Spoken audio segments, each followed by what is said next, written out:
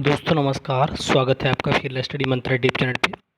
दोस्तों UP triple S C की भर्ती हो, चाहे शिक्षक भर्ती हो, चाहे पीसीएस भर्ती हो, चाहे किसी भी प्रकार की भर्ती उत्तर प्रदेश में निकलती है, अगर उसमें ईमानदारी नहीं है तो बेईमान लोग नौकरी ले जाते हैं, ये आप सबको मालूम है।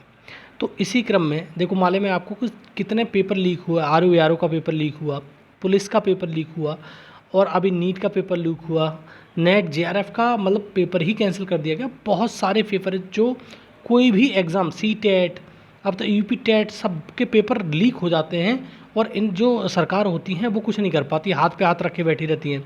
और खुलासा तो यहाँ तक हुए हैं कि जो एक अभी मतलब मैं कल सुन रहा था, तो उसमें जो तुम्हारे सुभाषपा, जो तुम्हारे राजभर जी की पार्टी है, उनका विधायक इन्वॉल्व है इन चीज़ों में, पेपर लीक कराने में मास्टरमाइंड है। अब जो भी है कि जांच का विषय है, वो तो ऐसे थोड़े नहीं किसी पे आरोप लगा सकते हैं। लेकिन इस प्रकार की हरकतें अगर नेता जो तुम्हारे जनप्रतिनिधि कराते हैं तो दोस्तों बहुत बेकार लगता है, बुरा लगता है। और इसी क्रम में जैसे मैंने लिखा है कि अगर ईमानदार छात्र छात्राओं को अगर ऐसा हो गया, मतलब जैसे ये मुख्यमंत्री जी ने कहा है कि इस प्रकार से, तो अगर ऐसा हुआ तो ईमानदार छात्रों की नौकरी लगना संभव हो जाएगी। अन्यथा की स्थिति में आप जानते ही हो किस प्रकार के लोग भर्तियों में आते हैं और किस प्रकार की भर्तियां पूर्ण हो रही हैं। ये सबसे किसी से छुपा हुआ नहीं है। देखो, ये जो पेपर लीक होते हैं उसको मतलब ओवरकम करने के लिए, उसको ख़त्म करने के लिए ये कुछ कदम उठाए जा रहे हैं। अब देखो, कदम तो हर बार उठाए जाते हैं। अब देखो, यही सरकार थी, यही बीजेपी की गवर्नमेंट थी जब फॉर्म हुई थी 2017 में, तो ये कहा था कि यूपी ट्रिपल एस सी में पैट लाते हैं जिससे 6 महीने में भर्ती कंप्लीट हो जाएगी, जॉइनिंग मिल जाएगी। लेकिन क्या ऐसा हुआ? नहीं हुआ। वो इम्प्लीमेंटेशन सही से नहीं होता है। चीज़ लाने को ले आओ, आप कोई भी चीज़ ला सकते हो, लेकिन उसका इम्प्लीमेंटेशन नहीं होगा तो उन चीज़ों का कोई भी बेनिफिट आप नहीं ले सकते। तो इसी प्रकार से इसमें होता है। अब देखो, यहाँ पर पेपर लीक को रोकने के लिए कुछ कदम उठाए गए हैं, जैसे आपने देख भी लिया होगा, सुन भी लिया होगा न्यूज़ में। तो देखो, पेपर लीक को लेकर सीएम योगी सख्त कदम उठाए हैं। ठीक है, कौन से सख्त कदम है? पेपर लीक में दोषी पाए जाने को आजीवन कारावास। क्या ये ऐसा पॉसिबल है? अगर आजीवन कारावास की सज़ा मिले तो उस माफिया को भी मिले जो पेपर लीक कराता है। ये छोटू मोटू से काम नहीं चलेगा। अब चिंटू पिंटू को पकड़ लोगे तो कोई फ़र्क नहीं पड़ रहेगा उस चीज़ का, क्योंकि वो जो प्रोड्यूस हो रहा है, जहाँ से वो उत्पादन हो रहा है बाहर, वो नहीं रुक पा रहा है। ठीक है, तो एक अच्छी बात है और ये होना भी चाहिए। चलो, लोगों में डर बैठेगा, डर व्याप्त होगा तो ये चीज़ करना छोड़ देंगे कि इस प्रकार के पेपर लीक कराना या नकल प्रकरण में शामिल रहना, दुनिया भर की चीज़ें होती हैं, जो छोड़ देंगे, बढ़िया चीज़ है।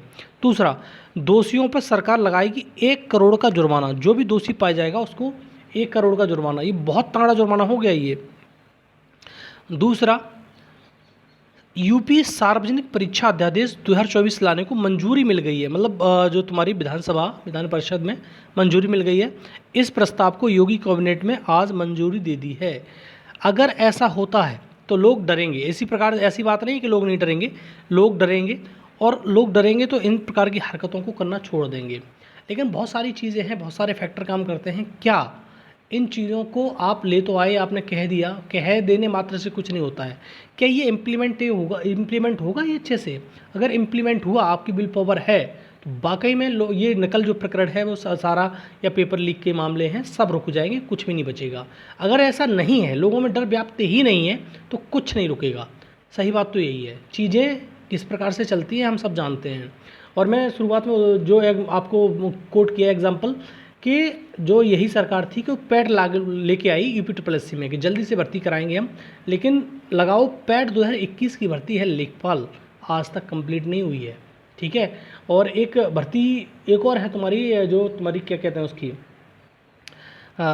मुख्य सेविका की, वो भी स्टे में फंसी हुई है। तो बहुत सारी भर्तियाँ इसी प्रकार से फंसी रहती हैं, आप जानते हो। और लेट लतीफ़ी तो इतनी है, इसका कोई जवाब नहीं है। तो अब देखते हैं आगे होता है क्या। अगर ऐसा होता है तो बढ़िया बात है कि उन ईमानदार लोगों को ज़रूर नौकरी मिलेगी जो बेचारे मेहनत करते हैं और फिर बाद में निराश हताश हो जाते हैं कि अब नई नौकरी मिलेगी, और कुछ काम कर धंधा करने लग जाते हैं। क्या करें बेचारे, क्योंकि जो बेईमान हैं वो नौकरी ले जाते हैं और ईमानदार बेचारे फंसे रह जाते हैं। और ये होता है पेपर लीक से, नकल प्रकरण से, किसी व्यक्ति को दूसरे के स्थान पर बैठा देने से, और सब मूक दर्शक बने बैठे रहते हैं और कुछ नहीं होता है।